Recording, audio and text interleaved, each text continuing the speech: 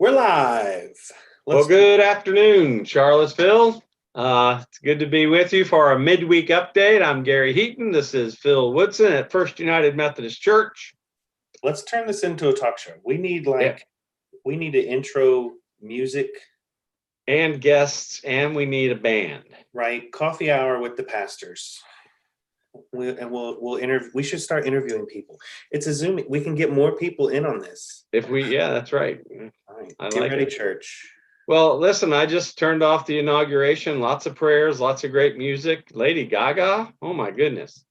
Right. That was quite a national anthem. So I was grateful to be able to pray. And so as I've been getting used to online worship and praying with the screen, I did pray and sing Amazing Grace with Garth Brooks. That was Garth Brooks, yeah. So anyway, I'm prayed up and I've been singing, and we'll just continue to be in prayer for our nation and our nation's leaders. I want to tell everybody that a new thing we're working on this week is the preparation to send out a newsletter in February.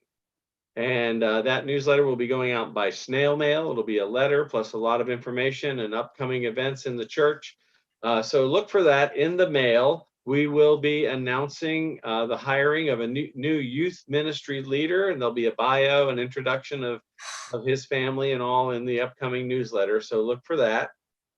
And also tonight is a worship committee meeting.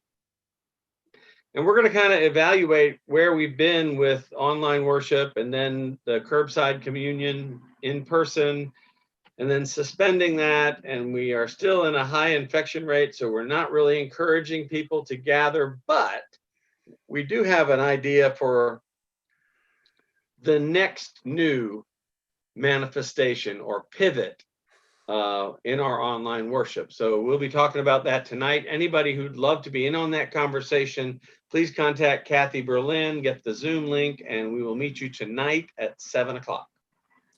Something I've heard people talking about in our ongoing church mission ministry meetings that are still happening is how they're getting emails that they are now eligible to receive the vaccine. And so I wanted to share something with everybody. The Virginia Department of Health has this great little click through where you can put in your information and your email, and it's, where you live and what your jobs are, or if it's none of the above. You click through here, you get to the end, and it tells you which vaccine tier you're eligible for, and it will email you when you are eligible to receive the vaccine. And it takes into account your jobs, where you're working, what you're doing, pre-existing medical conditions. I would encourage everyone to make use of that tool to learn when you are eligible for the vaccine if you haven't done so already. Bill Clark and Hugh Schaefer were bragging about who received their email first. And our trustees and our healthy church team continues to look forward to that time when we reopen our church to gather for worship. And I think this is really good news that the vaccine is on the way and being delivered. And we really could look forward to sometime in 2021 reoccupying our sanctuary for worship. Right. I'm waiting on my email. Let's see what tier I'm in. So we've talked about the newsletter, new youth ministry stuff happening. We went over the vaccine. We've talked about the worship meeting tonight. Well, and talk about George Vaughn. That's right. So in the weekly email, we had our prayerful remembrance for George Vaughn, who passed away earlier this month. Some great pictures from the family. We encourage you to set aside a few minutes to remember and celebrate George's life, acknowledging that he and Peggy are now reunited in the glorious beyond. And so we give thanks for his life and celebrate that as well. Pacham is still going on in the church. They're here till the end of the month. That seems to be going very well. I don't know what else we got, Gary. Well, I do think that people need to know that we are having people sleep over in the basement of the church every night this month. And we'll be carrying that through the end of the month, which is longer than we usually do. Normally, Pacham is 2 weeks.